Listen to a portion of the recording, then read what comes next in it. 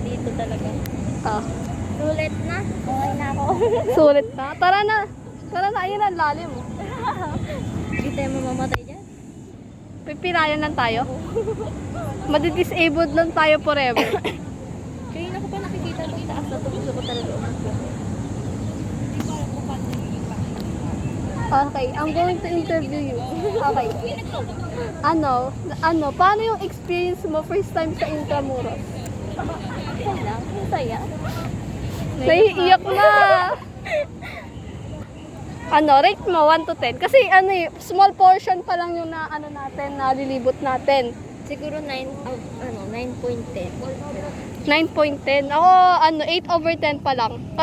Let's say 7, ganun. Okay siya, kaso konti pa nga lang yung portion.